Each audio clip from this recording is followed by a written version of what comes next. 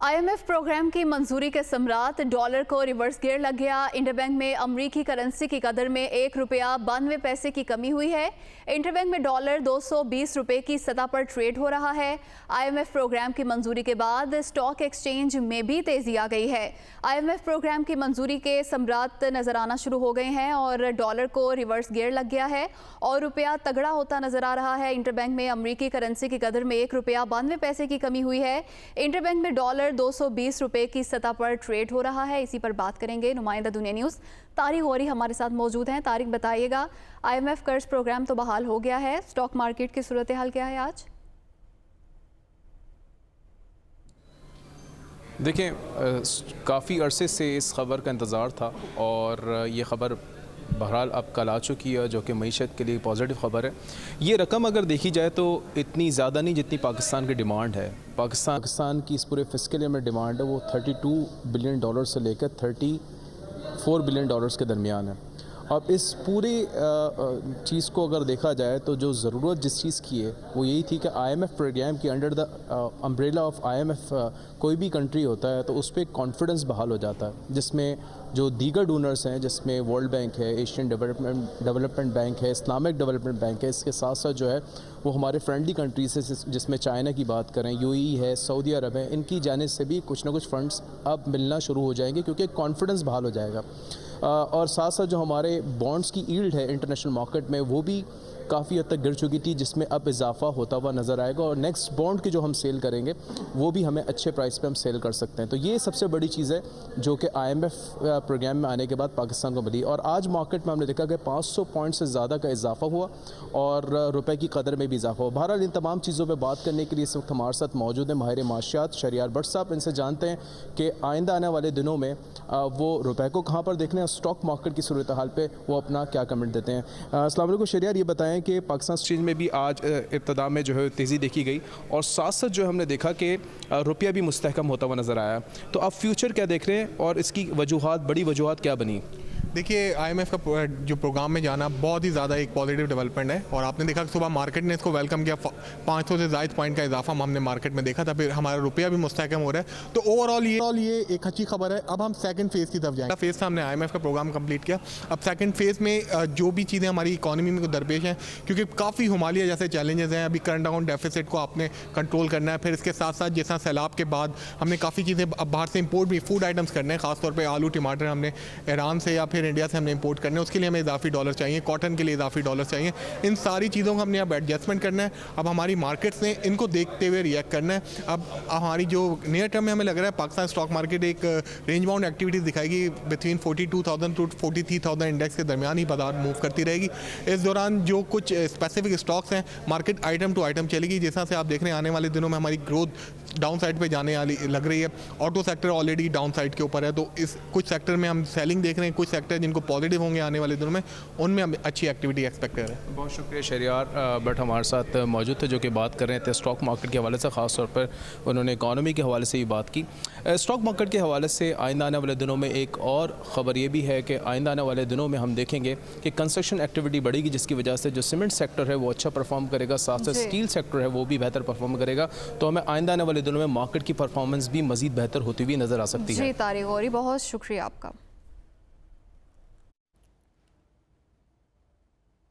और अब बात सैलाब की। दरिया काबुल में सैलाबी रैले के बायस नौशहरा का इलाका कैंप कोरोना ताहाल पानी में डूबा हुआ है। इलाके में 4 फुट तक सैलाबी पानी खड़ा है। मकीनों को शदीद मुश्किलात का सामना करना पड़ रहा है। दुनिया न्यूज़ के नुमाइंदे जाकिरुल्लाह इस वक्त वहाँ पर मौजूद हैं, जो कि मज़ीद तफसीलात बताएंगे। जी बिल्कुल, इस वक्त मैं मोटरवे के करीब कैंप कुरुनो में मौजूद हूँ। यहाँ पे ये इलाका जो है मुकम्मल तौर पर सैलाब ज़दा है। यहाँ पे सैलाब की वजह से बहुत से घरों को नुकसान भी हुआ है। अगर कैमरामैन आपको दिखाता चले तो यहाँ पे अब भी पानी की सतह जो है तकरीबन 3 फुट से ज़ायद है, क्योंकि यहाँ पे जो घर है वो अब भी पानी से भरे हुए हैं। इलाका मकीन जो है वो यहाँ पर वापस आ रहे हैं, घरों में आ रहे हैं, घरों की सफाई वगैरह भी कर रहे हैं। लेकिन हम देख रहे हैं कि कई घरों की दीवारें जो है वो बिल्कुल बिल्कुल मुकम्मल तौर पर मुनहदम हो चुकी हैं, गिर गई है। जबकि अब भी ऐसे घर है कि वो पानी से भर गए हैं। यहाँ पे अगर कैमरामैन आपको दिखाता चले तो यहाँ पे हमारे सामने ये घर है, इसकी दीवारें जो है वो मुकम्मल तौर पर गिर गई हैं, जबकि घर भी अभी पानी से भरा हुआ है। लोग यहाँ पे आ रहे हैं, लेकिन अब भी उनको शदीद मुश्किलात का सामना है। कैंप कुरुन में यहाँ पे मौजूद है। यहाँ पे अब पानी का बहाव जो है वो कम हो गया है, तकरीबन 3 फीट तक ये पानी जो है ये कम हो गई है। अभी भी तकरीबन 3.5 फीट 4 फीट तक ये पानी जो है इसकी सतह यहाँ पे हम इस वक्त यहाँ पे जो गली है उसमें मौजूद है, तो यहाँ पे ये गली की ऊंचाई ज़्यादा है, तो इसी वजह से यहाँ पे पानी की सतह हमें कम नज़र आ रही है। लेकिन जैसे ही हम दीगर मोहल्लों में चले जाते हैं तो वहाँ पे पानी की सतह जो है वो अब भी तकरीबन 4-4.5 फीट तक है। अब भी यहाँ पे घरों में पानी जो है वो खड़ा है, लेकिन यहाँ पे इलाका मकीन का कहना है कि तकरीबन 3 किलोमीटर तक आगे ये पानी जो है ये खड़ा है। इलाका मकीन को इंतहाई मुश्किलात का सामना है। जी, सवात के इलाके बहरीन में सैलाब मुतासरीन को अशिया खुरनोश की किल्लत का सामना है।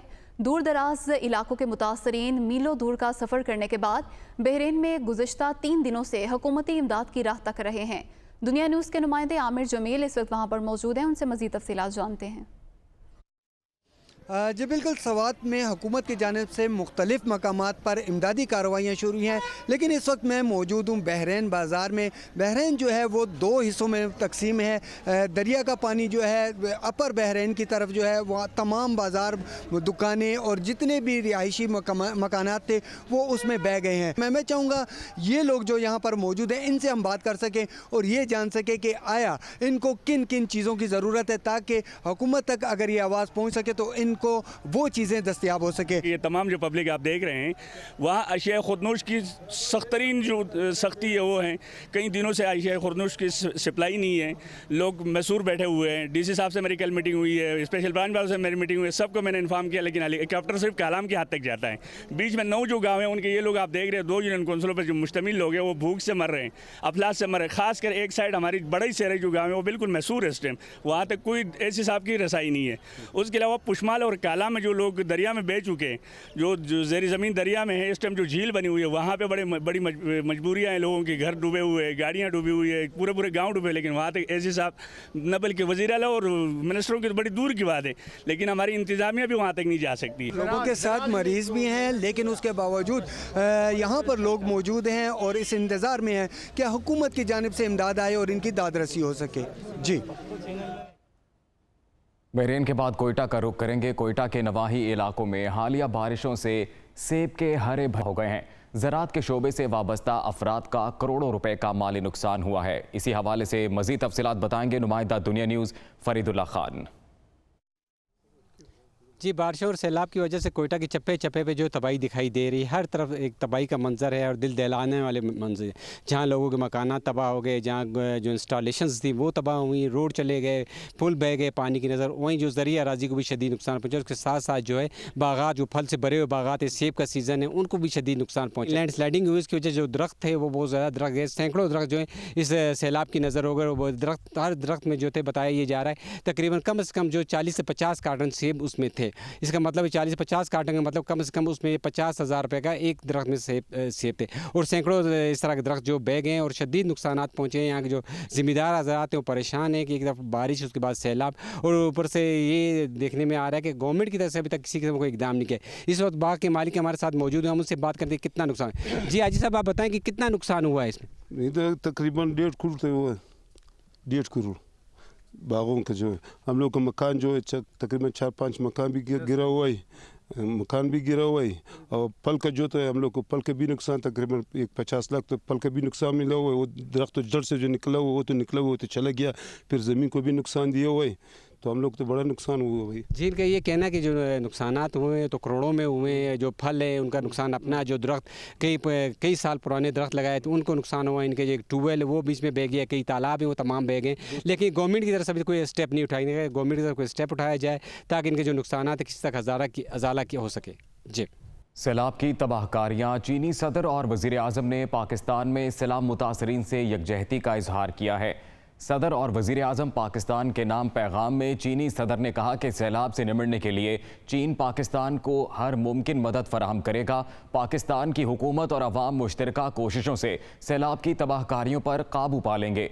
चीन की तरफ से पाकिस्तान के सैलाब मुतासरीन के लिए 100 मिलियन युआन इमदाद का ऐलान किया गया है। वज़ीर आज़म शहबाज शरीफ ने पाकिस्तान, चीनी सदर और वज़ीर आज़म के बरवक्त इमदाद पर तहे दिल से शुक्रिया अदा किया है। दूसरी तरफ भारतीय वज़ीर आज़म ने भी सैलाब से तबाहकारियों पर दुख का इजहार किया है।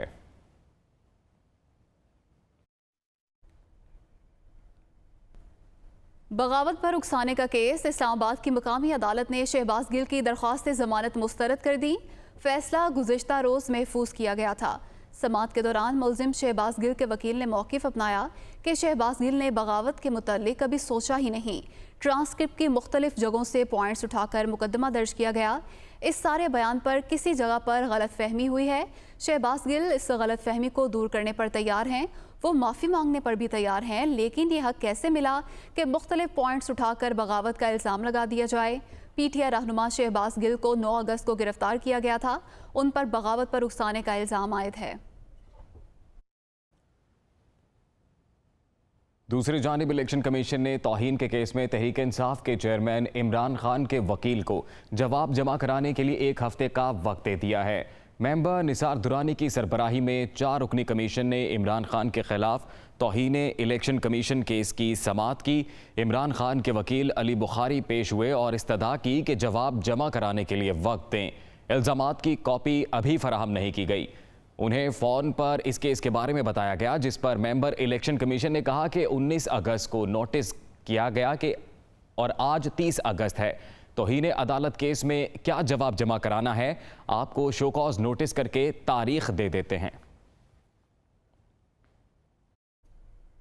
के वज़ीर इत्तलात सिंध शर्जील इनाम मेमन ने यह कहा है कि मानसून बारिशों में सिंध में 402 अमवात हुई हैं। साथ ही साथ उन्होंने कहा कि 1055 अफराद ज़ख्मी हुए हैं।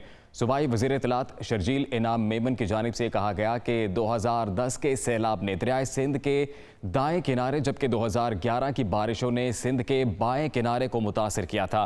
मानसून 2022 ने सूबे के तमाम 30 अजला को शदीद मुतासर किया है। उन्होंने कहा है कि शदीद बारिशों के बाद सिंध ऊंचे दर्जे के दरियाई सैलाब की जद में है। उन्होंने कहा कि तकरीबन 15 लाख मकानात मुतासर हुए हैं।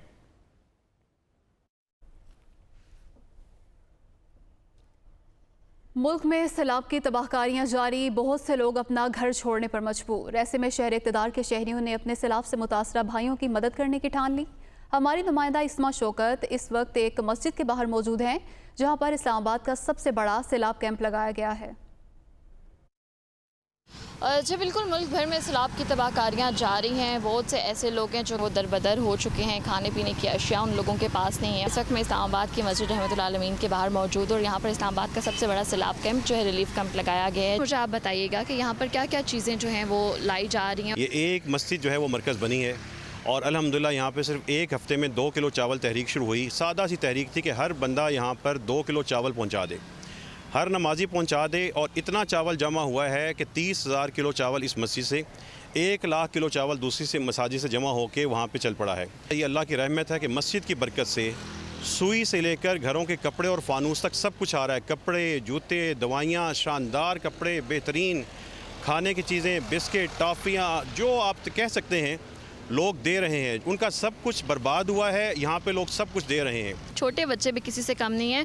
अच्छा मुझे बेटा आप बताएं कि आपने अमाउंट भी उठाई हुई है, कैसे कलेक्ट की और क्या मदद कर रही है? मैंने अपने पेरेंट्स से और अपने दोस्तों से पॉकेट मनी इकट्ठी करके और फिर अपने पैसे इकट्ठे किए हैं।